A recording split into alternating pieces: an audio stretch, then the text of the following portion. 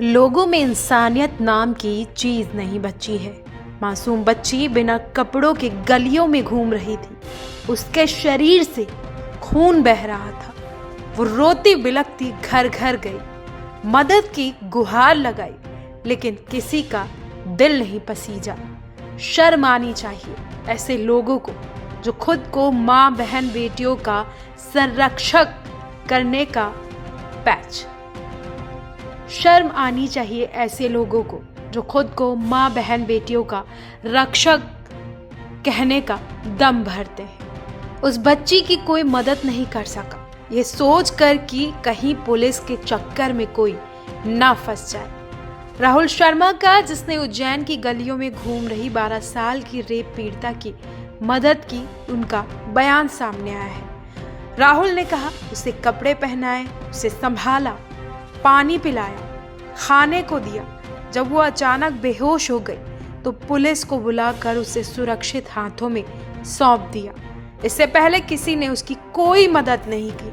वो रोती रही, बिलखती रही, दर्द से कराहती रही। लेकिन ये समाज जो सिर्फ ढिंढोरा पीटता है कि लड़कियों का रक्षा जो है समाज करता है, आज इसी समाज ने उस लड़की की अस्मत को नोच खाया और उसे छोड़ दिया दर्द से कराहने के लिए। राहुल ने बताया कि जब उस बच्ची को देखा तो वो काफी बुरी हालत में थी। उसके शरीर से खून बह रहा था, उसकी आंखें रो रो कर सूज चुकी थी, वो भूखी प्यासी थी। उसकी हालत देखकर बहुत बुरा लग रहा था।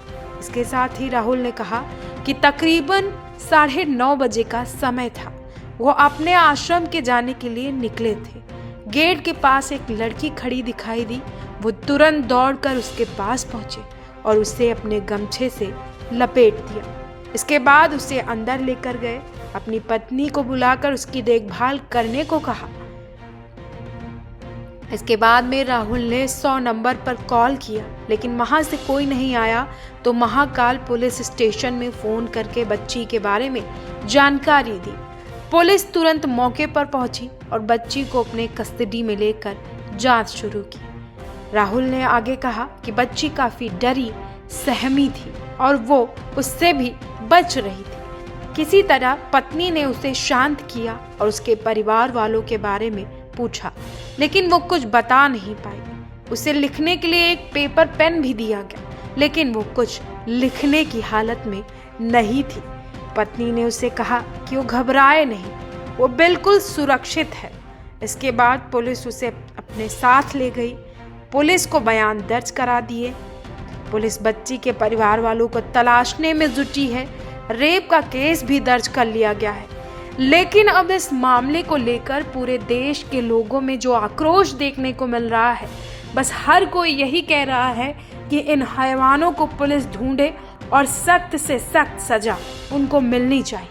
क्योंकि जिस तरह से ये हैवानियत सामने आई है, बस यही कहा जा रहा है कि अगर इसी तरह के वहशी हैवान हमारे समाज में रहे तो आने वाले टाइम में लड़कियों का रहना, खाना, चलना, पढ़ना लिखना मुश्किल हो जाएगा। Bureau report, TV 24, Lucknow.